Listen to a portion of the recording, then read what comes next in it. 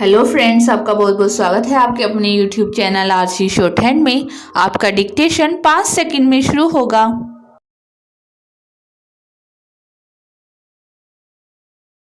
Start. उपाध्यक्ष महोदय, अगर भारत की आर्थिक व्यवस्था को हम देखें तो यह कहने में कोई त्रुटि नहीं होगी कि कृषि उसका आधार है। किसी भी देश की सामाजिक और आर्थिक स्थिति उस देश की भूमि की उत्पादन शक्ति पर निर्भर रहा करती है। यदि भूमि की उत्पादन शक्ति में कोई कमी हो जाती है तो उस देश की आर्थिक और सामाजिक स्थिति में भी कुछ परिवर्तन आरंभ हो जाता है।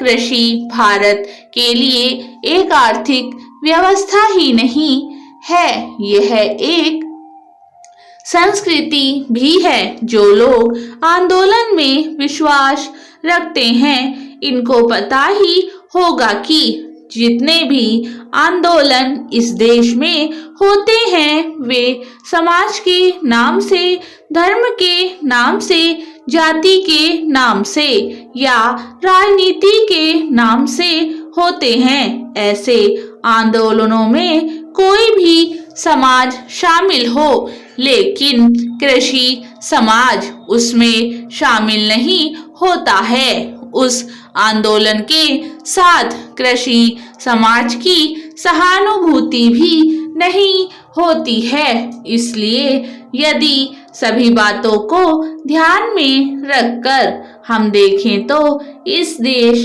के लिए आवश्यक यह होगा कि हमारी संस्कृति की रक्षा के लिए और जीवन प्रणाली की रक्षा के लिए कृषि पर विशेष ध्यान दिया जाए। कृषि के क्षेत्र में इस वर्ष काफी प्रगति हुई है। यदि आप 1801 से 1901 तक का काल देखें तो आप देखेंगे कि हमारे देश में 31 अकाल पड़े, जिनमें 4 करोड़ लोग मरे। लेकिन आज हमारे खाद्य मंत्रालय ने 100 रुपए मन के भाव पर गेहूं खरीदकर एक भी आदमी को मरने नहीं दिया। इसके लिए हमारा खाद्य मंत्रालय बधाई का पात्र है। एक बात मैं विशेष रूप से इस अवसर पर कहना चाहता हूँ। आजकल हम लोग मानव शक्ति पर ज्यादा ध्यान न देकर पूंजी पर ज्यादा निर्भर रहने की कोशिश करते हैं। आपको याद होगा, लगभग 5 दशक पहले में जापान की आर्थिक व्यवस्था बिगड़ गई थी, लेकिन वहां के 60 लाख काश्तकारों ने कृषि शिक्षा के बल पर इतना अनाज पैदा करके दिखलाया कि आज वे 10 करोड़ आदमियों का पालन पोषण कर रहे हैं। वहां पर 30 ऐसे विश्वविद्यालय हैं जिनमें कृषि की शिक्षा दी जाती है, जिनसे 16,000 छात्र प्रति वर्ष शिक्षा प्राप्त करके निकलते हैं। आज हमारे देश में पर्याप्त कृषि विश्वविद्यालय स्थापित हो चुके हैं। हमारे देश की 120 करोड़ जनसंख्या को दृष्टि में रखते हुए जापान एक बहुत छोटा सा राज्य है, शायद हमारे राजस्थान से कुछ ही बड़ा है।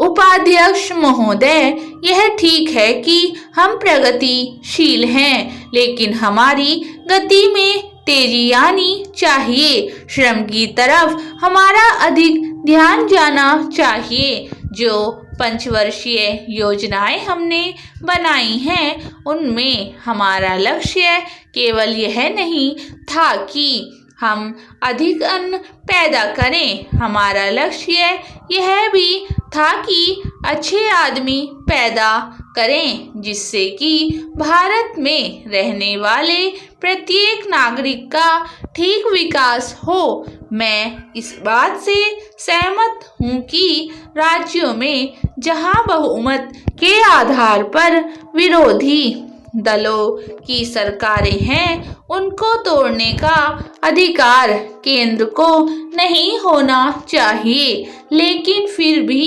हमें स्थिति को देखते हुए भेद करना चाहिए।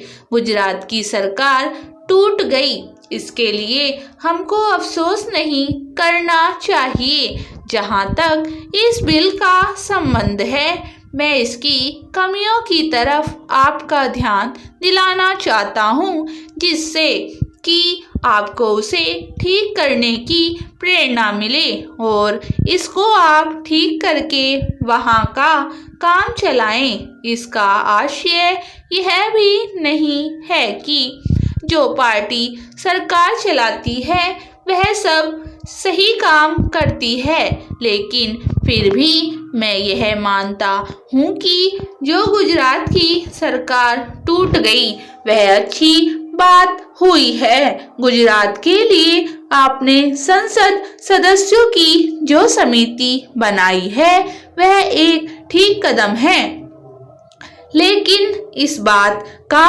आश्वासन भी आपको देना चाहिए कि राज्य और जिला स्तर पर जो समितियां आप बनाने जा रहे हैं उनको सर्वदलीय बनाएंगे, ताकि जनता की जो कठिनाइयां हैं वे आपके सामने प्रत्यक्ष रूप से आ सकें और उनकी भावना के अनुसार वहां पर कुछ काम हो सके।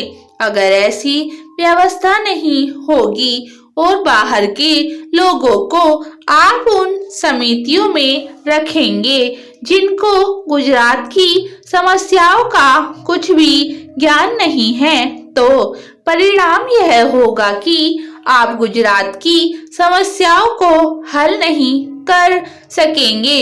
इसलिए मैं सुझाव देना चाहता हूँ कि आप इसमें ऐसी कानूनी व्यवस्था करें कि जिससे विभिन्न स्तरों पर सर्वदलीय समितियां बनाई जा सकें और उनके माध्यम से सरकार के सामने सुझाव आए कि वहां पर किस तरह से काम होना चाहिए।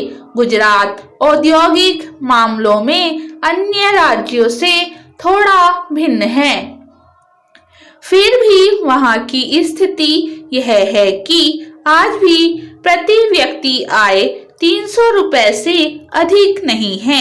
आज गुजरात में अन्य राज्यों के मुकाबले सबसे अधिक कर लगे हुए हैं। यह उचित नहीं है। स्टॉप।